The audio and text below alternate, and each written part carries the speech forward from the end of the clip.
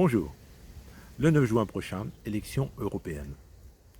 Je pense qu'au-delà d'un illusoire affrontement entre la gauche et la droite, ces élections européennes seront un affrontement entre les tenants d'une Europe fédérale, avec un effacement très prononcé des nations, et ceux qui sont en faveur d'une Europe des nations, c'est-à-dire des pays gardant une indépendance réelle, une souveraineté, qui pourrait coopérer dans un vaste ensemble européen, à l'image de ce qui a été, il y a de ça plusieurs dizaines d'années, le marché commun.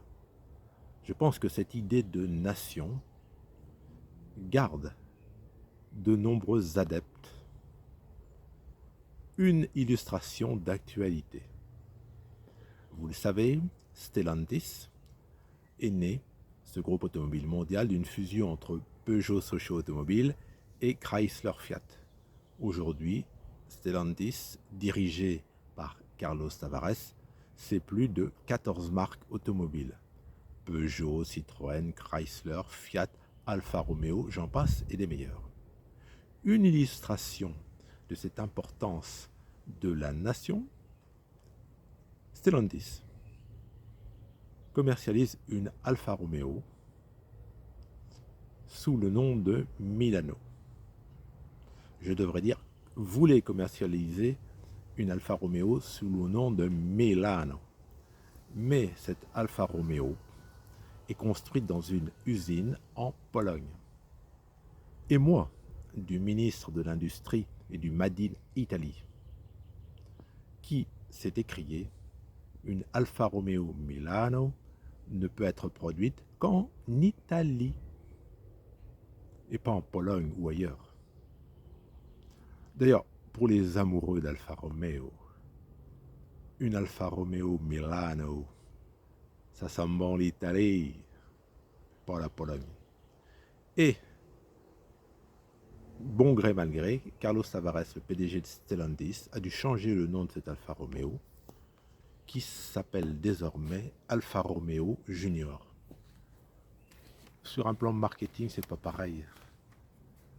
Pour les amoureux d'Alfa Romeo, une Alfa Romeo Junior, ça n'a rien à voir avec une Alfa Romeo Milano. Donc ça montre bien que dans tous les pays de l'Europe, l'attachement à sa nation, à sa patrie, aux coutumes, à la civilisation, ça reste important. Et c'est, à mon avis, l'enjeu de ces prochaines élections européennes. Madame Meloni, présidente du Conseil italien. On pense ce que l'on veut de Madame Meloni. Elle a gagné les dernières élections législatives. Elle est donc présidente du Conseil italien, ce qui équivaut à Premier ministre en France. Et comme en Italie, le président de la République a un rôle honorifique, la présidente du Conseil, Madame Meloni, est en fait le premier personnage politique de l'Italie. Eh bien, Madame Meloni n'a pas hésité à dire que cette fusion entre PSA et Chrysler Fiat signifiait ni plus ni moins qu'une prise de contrôle française de PSA sur Chrysler Fiat. Carlos Tavares s'est récrié en disant que les deux modèles haut de gamme d'Alfa Romeo seraient bien construits en Italie. Mais on le voit bien, cette idée du patriotique, du fait chez soi, reste attachée au cœur des gens. Et moi, je ne trouve pas ça choquant qu'on soit attaché à sa patrie, à son pays. Bon. Alors,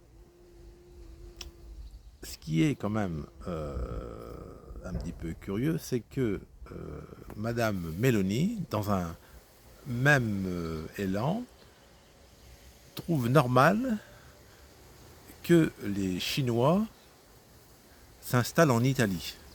Alors, c'est un excellent article qui vient de paraître dans la revue hebdomadaire Challenge. Alors, qui nous dit ? Le gouvernement transalpin courtise les Chinois parce que le constructeur BYD a annoncé qu'il étudiait l'implantation d'une deuxième usine en Europe, après celle qui est en cours d'utilisation en Hongrie, et cela pourrait être l'Italie. Et les Italiens soulignent que l'Italie est le seul pays européen à ne compter qu'un seul constructeur automobile. Cette anomalie doit être réparée. La présence d'un concurrent chinois viserait donc en fait à offrir plus de choix aux consommateurs italiens et aussi plus d'emplois en Italie. Alors c'est toute l'ambiguïté de la chose, quoi. On reste attaché à une vision patriotique des choses, ce qui ne me paraît pas du tout condamnable. C'est un choix. Mais on veut quand même que son pays reste attractif à l'international. Alors c'est toute l'ambiguïté des choses, hein.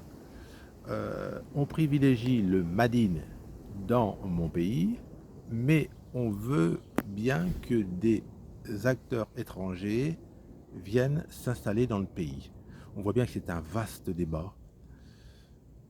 Je suis curieux d'avoir votre ressenti, vos commentaires à cette actualité.